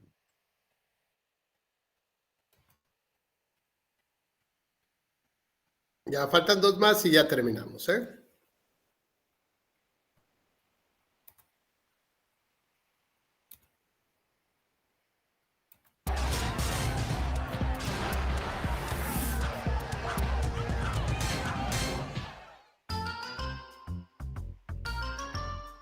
Los candidatos han entrado en la etapa final de sus campañas y todos han decidido sacar nuevos productos que los puedan colocar al frente de las encuestas. Aquí presentamos los comerciales. Nuevas pejepapas, saladitas como yo, que siempre quiero ser presidente y se me sala. tampoco son ricas, porque estoy en contra de acumular dinero públicamente. Bueno, para la selección de las papas, las ponemos en 2 cubetas y solo usamos las de la izquierda. Además, yo sé que lo que importa es la presentación. Por eso tenemos papas morenas. Y como nos gusta ser austeros, las bolsas vienen casi vacías, llenas de aire como las campañas de esta elección. Además, contiene fibra para que pueda sobrar como yo, que soy obrador de nacimiento. Así, la y la y la ¡Peje papas! A que no puedes tragarte más de una.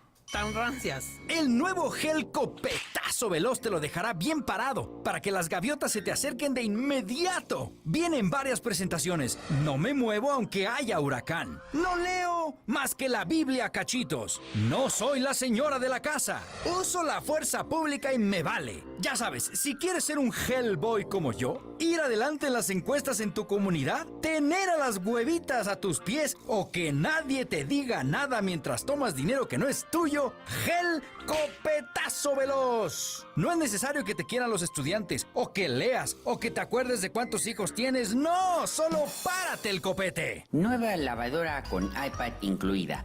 Te avisa cuando está vacía, como en los estadios, para que puedas meter a lavar lo que quieras. Tu ropita, tu dinero o tu imagen. Solo para mujeres que tienen voz, porque se activa con la voz. ¡Enciéndete! ¿Ya ven?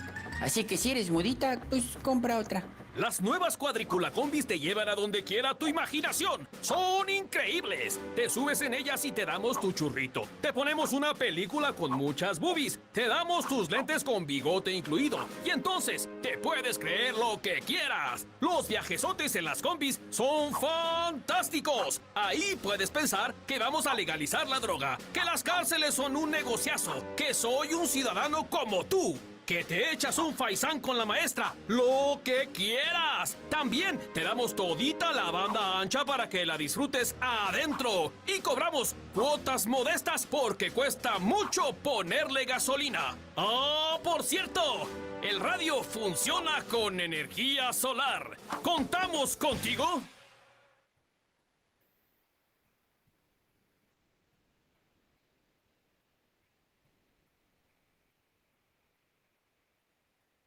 Uno más y listo.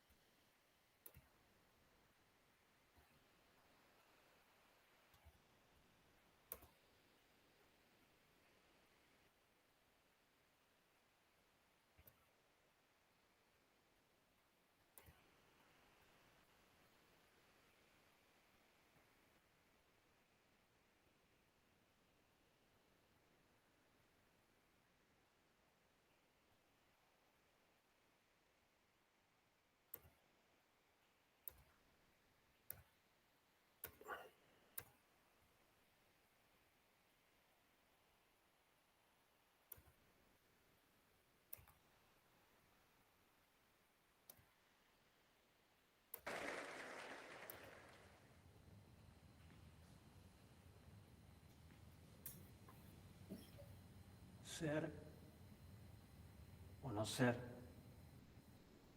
esa es la duda.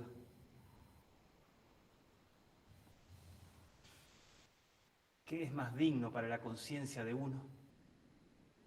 Sufrir estoicamente los dardos y los hondazos de una suerte,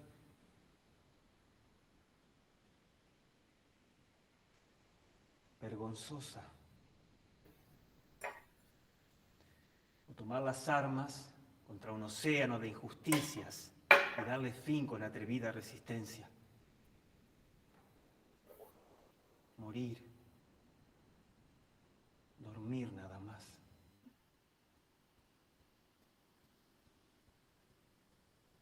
Y con un sueño podemos decir que acabamos con los dolores del alma y las 1000 heridas que sufre la carne por su propia naturaleza.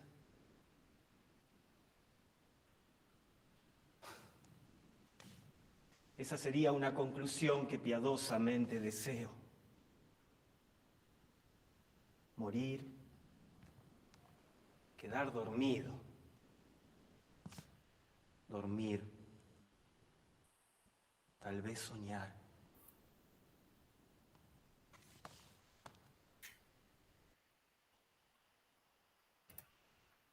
Muy bien. Bueno, pues, ¿qué creen que busco con estos videos? ¿A alguien se le ocurre? Digo, además de perder tiempo, ya lo sé, ¿no? Pero ¿qué más? ¿Qué se les ocurre? En el hilo conductor de la clase, ¿de qué va estos videos?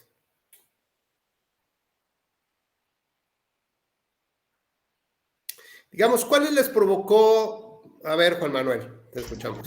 Sí, creo que son diferentes tipos de canales de comunicación, o el mensaje es distinto en cada uno de los videos. Uno son entretenimiento, uno es información. Bueno, yo considero que es eso. Ok. Y para ti, digamos, bueno, preguntamos a Yael, otra más y ya platicamos. ¿Sale? Gracias, Juan Manuel. Adelante, Yael. Gracias, doctor. Yo entiendo en el de los huevo cartoons que eran de los candidatos, que en su momento fueron los candidatos presidenciales, que daban su postura de cómo ellos veían las cosas, cómo ellos manejaban el discurso a su favor y daban decían lo que querían que la gente entendiera. Entonces, como que estaban manejando el discurso para pues, manejar hasta cierto punto la realidad de los oyentes. No, eso es lo que entendí de esos. Sí, fíjate que lo que yo aprecié en el rostro de ustedes, Yael y Juan Manuel, Julio César, lo que aprecié en el rostro de ustedes es que cuando salió el huevo cartoons con los chistes de López Obrador y de lo que sea, se rieron más, ¿no? O sea, como que provocó algo más en el espectador. ¿Están de acuerdo?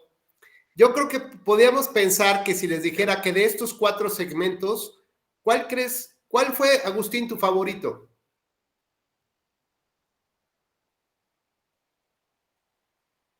Tu micrófono tu sonido, por favor. Bueno, a mí el del gel, ¿no?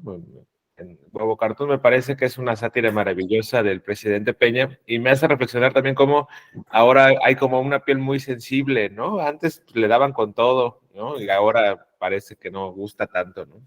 Es correcto. Bueno, pues alguien seguramente va a decir que los Simpson, los menos a los más, me parece que esta parte de entre los huevos cartoons y los Simpsons puede ser, tampoco escogí buenas escenas de los Simpsons, fue así al azar, así que tampoco tuve mucho éxito en eso, pero me parece que provoca mayor grado de satisfacción, de felicidad, podríamos votar y todos dirían que el mejor fue pues, seguramente huevos cartoons.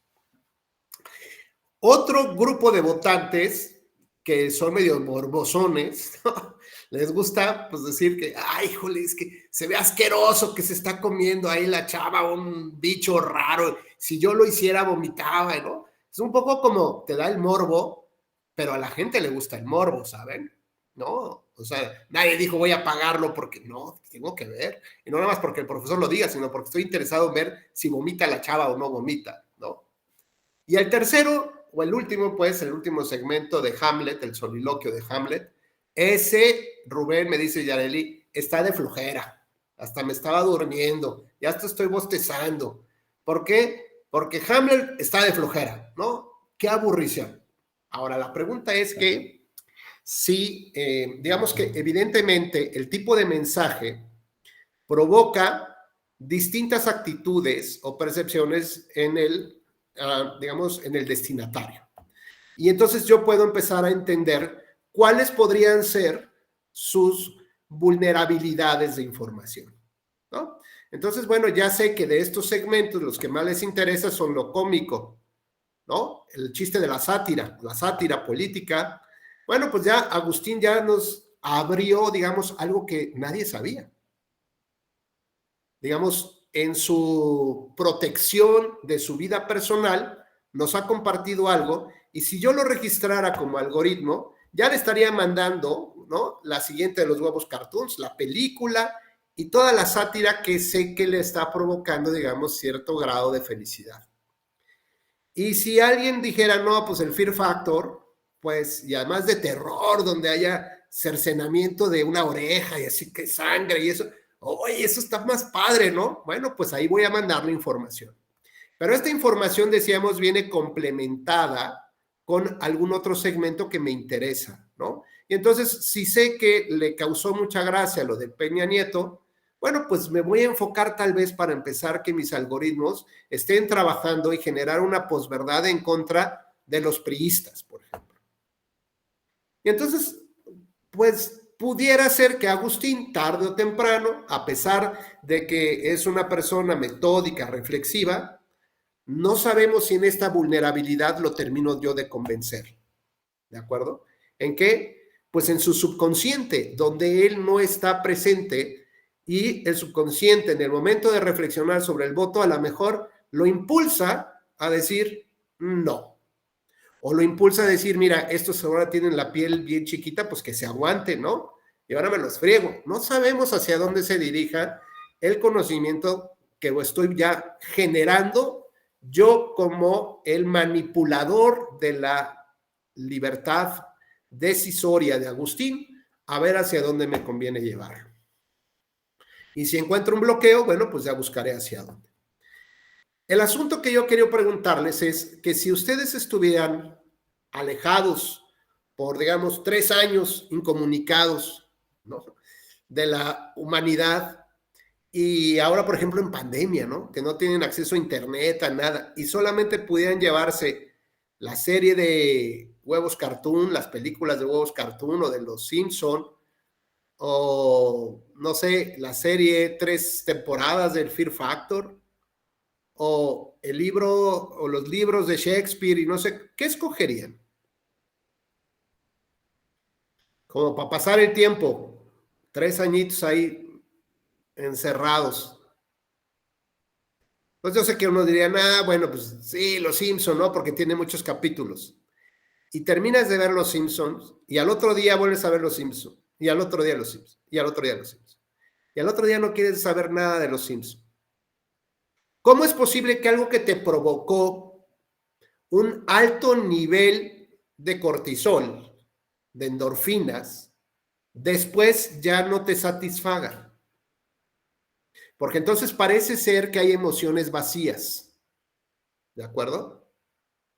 Hay mensajes que te provocan esta emoción, pero no tienen contenido. En cambio, hablar del por qué o qué rayos hace el ser humano en este planeta, en esta dimensión,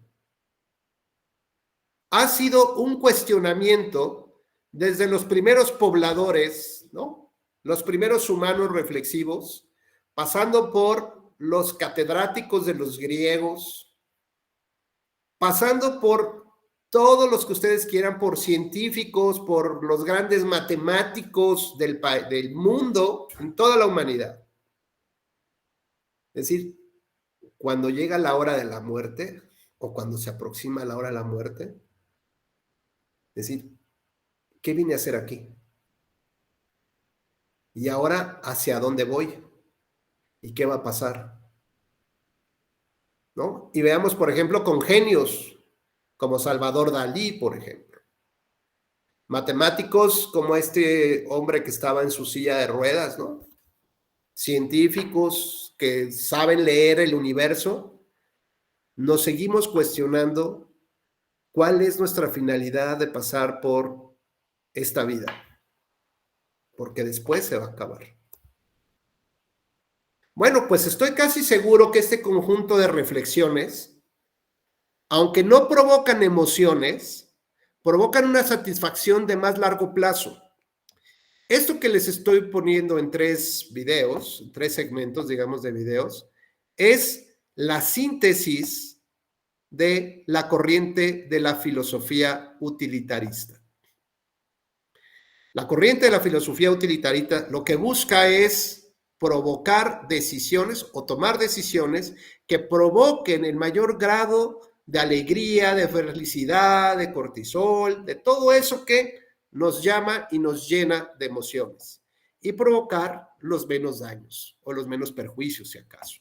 Así que normalmente las decisiones legislativas están sustentadas en la filosofía utilitarista. Después saldrán, digamos, otros teóricos que vendrán a defender a esta filosofía o esta teoría de las grandes críticas que sufrieron a lo largo de muchos años. ¿Cómo? Pues que no se dio cuenta de las minorías o los derechos de las minorías y que las mayorías no pueden aplastar a las minorías, que tienen que tener un conducto de voz permanente esas minorías, ¿no? Bueno, pues entonces lo que nos dice es que debe de haber una mayor felicidad en contenidos, de mayor duración, de largo alcance, sin olvidar, perdón, a los derechos individuales frente a los derechos de las mayorías. De esta manera, estos videos nos muestran que hay mensajes que emocionan, provocan y se van. Y no nos queda nada después de ellos. Hay mensajes que pueden ser aburridos, tediosos, molestos, pero que a final de cuentas, tal vez en el transcurso del día o en este momento en que reflexioné sobre que algún día vamos a tener que morir, es decir, ¿y para qué sirven los cursos de la escuela judicial? ¿Para ocuparme un ratito? O sea, ¿para qué sirvió dedicarme a estos temas cuando lo que veo pues, son puros tranzas y mentirosos en la política? Pero la política mundial, no nada más la mexicana, ¿no? Cuando no veo que haya estos resultados que yo esperaría en términos de mis esfuerzos. ¿Cómo para qué vine a este mundo? Y luego ya me voy. ¿Y luego qué? ¿En quién voy a reencarnar? ¿Existirá la reencarnación, Yareli? ¿Y qué tal si reencarno en un animal, en una gallina, violada por gallos, ¿no? ¿O qué tal si reencarno, como diría Mecano, de Dalí, hazlo en lápiz o en pincel? ¿Reencarno en un objeto? O a lo mejor, de veras no existe esto del infierno, ni el inframundo, o a lo mejor todo es inframundo, qué miedo, que si fuera una mala película de Walking Dead, así vamos todos caminando por todos lados, sin saber a dónde vamos, qué horror. ¿O a poco sí existirán los angelitos ahí que cantan con arpas? No, igual y no. O a lo mejor me quedo atrapado en las dos dimensiones y no me doy cuenta, ¿no? Y que no lo sé, ¿sabes?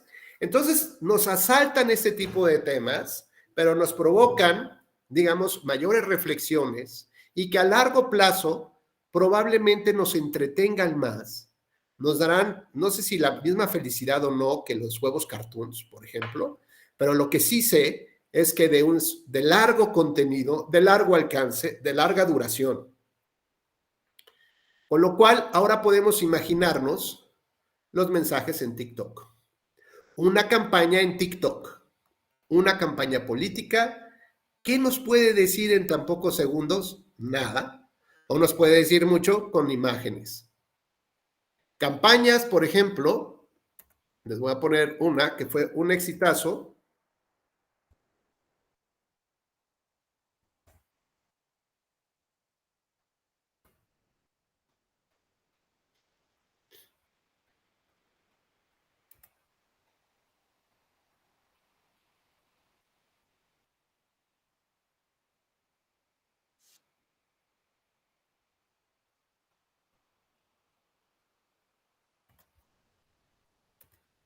Les voy a poner unos TikToks de Javier de las Herbas.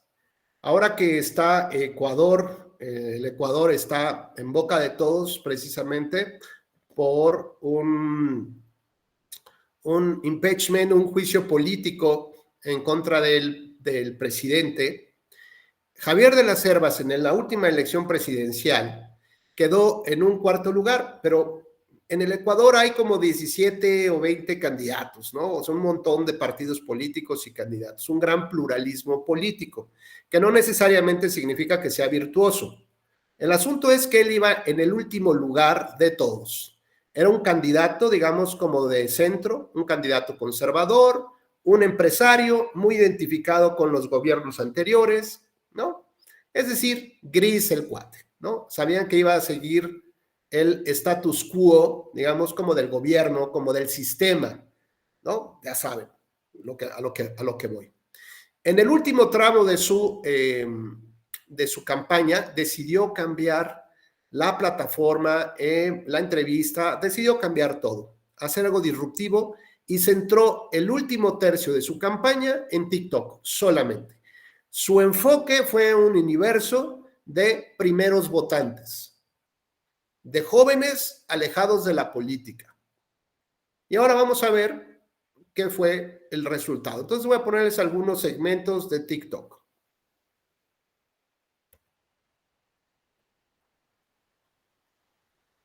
De los ciudadanos aún no ha decidido su voto. Más del 60% de los jóvenes aún lo está pensando. Alrededor del 76% de los votantes no conocen las propuestas de los candidatos. Revisemos las propuestas y analicemos, sin que nos dividan y nos lleven a los extremos de la polarización. Conversemos y debatamos con familiares y amigos. ¿Qué le conviene a tu parroquia, a tu ciudad, a tu provincia? Un voto a conciencia. ¿Qué nos conviene como país?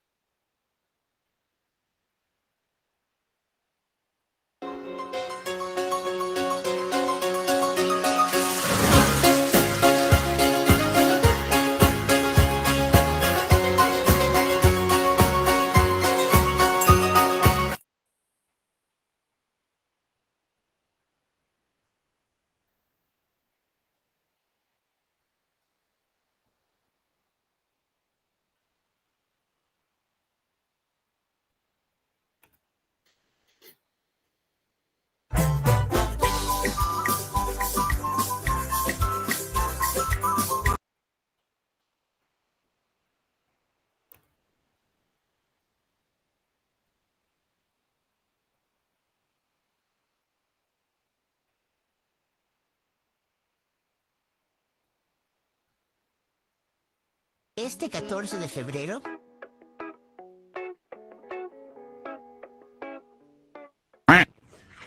Saludable.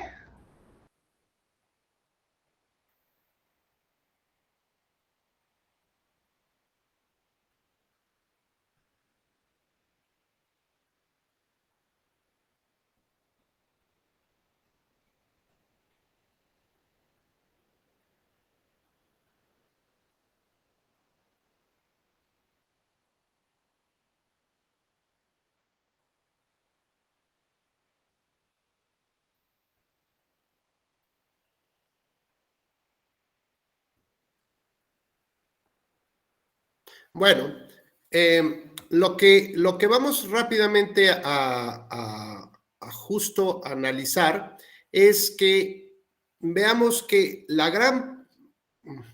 el gran porcentaje de videos en TikTok que llevó este candidato lo llevó a colocarse sí en el cuarto lugar, pero estuvieron a punto de poder llegar hasta el segundo lugar de la elección presidencial. Y en el caso del Ecuador, hay una doble vuelta electoral, es decir, la legitimidad democrática se sustenta a partir del 50% más uno en la primera vuelta y si no, a través de los dos mejores competidores para ver quién obtiene la mayoría relativa.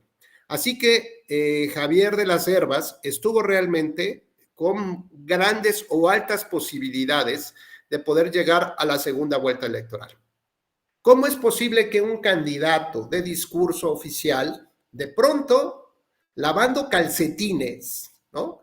Enseñando como flores que iba a regalar, pues era brócoli o no sé qué, fuera una hortaliza, no sé, se convirtió en un universo, para un universo de votantes o de primeros votantes, se convirtió como en el tío buena onda, en el tío que te daba el cigarrito a los chavos de 18 años, se tomaba una cerveza, les platicaba historias, asaba carne, hacía pasteles, ¿no? Utilizaba la patineta de los chiquillos, echaba un partidito de fútbol.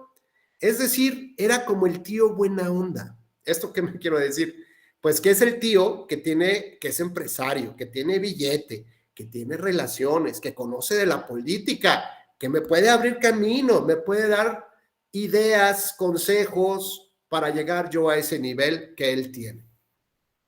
Eso hizo, fíjense cómo a través de las imágenes en TikTok, hizo que diera un salto brutal en las preferencias electorales, llegando a un universo de electores que no votaban o de primeros votantes. ¿Cuál es el mensaje político que nos da las acciones de gobierno? No importan. Colombia, los dos candidatos a elección presidencial rehusaron debatir. Tuvo que intervenir el Tribunal Supremo de Elecciones para obligarlos a que debatieran, porque forma parte, es un elemento de la democracia representativa. ¿Cómo entonces estamos viendo que están, digamos, dirigiéndose hoy en día la comunicación política a través de las redes sociales, a través de las plataformas digitales, a través de imágenes? Es decir, ya no hay un mensaje tal cual, tan profundo, tan largo, sobre un planteamiento de gobierno. ¿Y esto entonces qué nos va a llevar? Pues que a lo mejor es un tipo que consiguió una buena imagen, digamos que le manejaron la imagen de hacia, digamos, la mentira que quería provocar en un espectador, que quería, abrieron, digamos, encontraron los algoritmos, ese universo de posibilidades. ¿Y dónde estaba el mayor grado de vulnerabilidad? El mayor grado de vulnerabilidad de estos votantes. ¿Dónde se encontraba como tal? Bueno, pues lo que podemos advertir brevemente es que, les voy a decir, aquí lo tengo el análisis.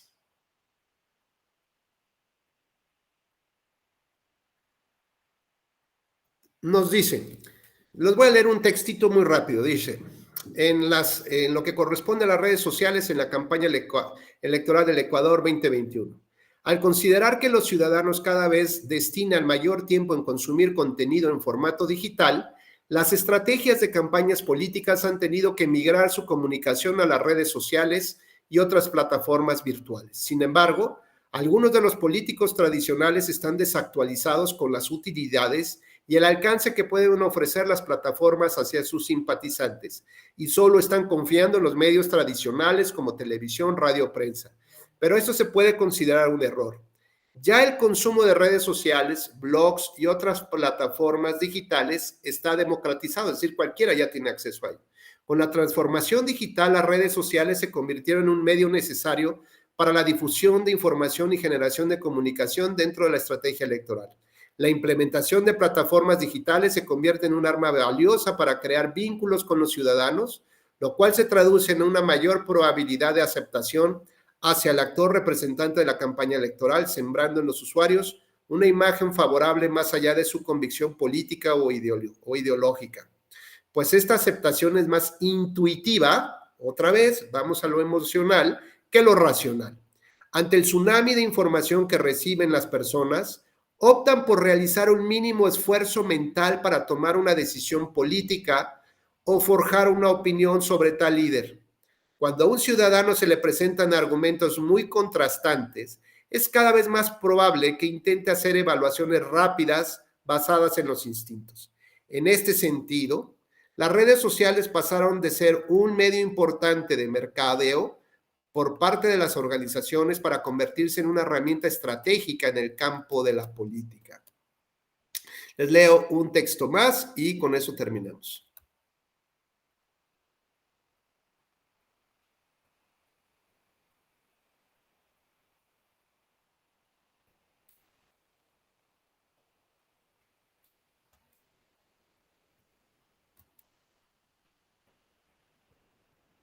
Una de las razones por las que TikTok llegó o ha llegado a ser, digamos, tan importante es el algoritmo que favorece tanto a usuarios, consumidores de contenido como a generadores del mismo, quienes pueden acceder a todo tipo de contenido con tan solo entrar a la aplicación, a diferencia de Instagram o Facebook, en donde solamente tiene visibilidad aquellas cuentas de las que sigue. Entonces, aquí se trata de que en automático decide alguien más, o sea, el algoritmo decide por ti qué es lo que tienes que ver. Ya en el caso de Javier Hervas, mostraban 8 de cada 10 ciudadanos desconfiaban en los políticos, principalmente por 3 motivos. No vinculaban la práctica política desde los problemas ciudadanos. Los jóvenes tenían experiencias negativas con respecto a la política y el electorado se sentía decepcionado y traicionado por la corrupción. Javier de las Hervas, aunque era un personaje desconocido en el país como empresario, bueno, pues más o menos lo ubicaba, ¿no? De centro. Arrancó con una intención del voto del 0.6%. El presupuesto del partido político era muy limitado. Bueno, pues resulta entonces que este hombre terminó haciendo una campaña de imágenes para posicionar su nombre, para posicionar su rostro y para acercar en un grado, digamos, de identidad o de empatía con la población. Perdón. ¿Qué implica todo esto? 2 cosas. La primera, la sociedad está tomando decisiones emotivas. En lugar de utilizar la confrontación y racionalización, se los demostré con, por ejemplo, con los programas, con estos videos. En lugar de buscar un proceso de racionalización mayor que te dé mayores beneficios, te decantas por lo fácil, lo rápido, lo emotivo. ¿Qué es lo que vamos a ver? Pues lo que vamos a ver es cómo se construyen historias, mentiras y posverdad ahora en las redes sociales. Y eso va a hacer que nosotros caigamos en esto que reconocieron en las elecciones del Ecuador. Cuando se trata de tomar una decisión racional, nos vamos a ir por la intuición. Y la intuición es emoción. Y donde se trabajan las emociones es en el subconsciente. Así que hacia donde nos dirigimos es a tener personas que son aptas para una campaña electoral, pero que no necesariamente son idóneas para resolver los problemas del gobierno. Y hacia allá nos dirigimos, hacia una tecnologización, una información mayor, ¿no? Digamos, desde el punto de vista de las imágenes, y ahora lo que no sabemos es hacia dónde nos va a llevar la inteligencia artificial, justamente en la construcción de la ciudadanía y de un electorado. Pues, estimadas amigas y amigos, la verdad es que el tiempo se nos va muy rápido. Les agradezco profundamente estas 4 horas, estas charlas. Gracias de verdad por su participación, Agustín. Gracias por todo, Yael, Juan Manuel, Julio César, Yareli, Helder. De verdad, no tengo manera como agradecerles su interés y su participación. Y espero que nos veamos pronto. Por lo tanto, les recuerdo que nos podemos encontrar todavía en las redes sociales, en Twitter como @Rubén Becerra, RB de Victoria. Reitero, @Rubén Becerra, RB de Victoria. Ahí me encuentran en Twitter. Ojalá, y bueno, pues también si estos cursos, si estas reflexiones les gustaron, pues también nos apoyen con sus mensajes en las plataformas de la Escuela Judicial o en las personales de los profesores, y sobre todo que nos hagan, pues que digamos ahora tiene usted la corresponsabilidad de hacer llegar, si es que les parecieron adecuadas, estas reflexiones, pues en el contexto de su círculo más cercano, por lo pronto. Así que, bueno, pues muchas gracias, que tengan muy buena tarde.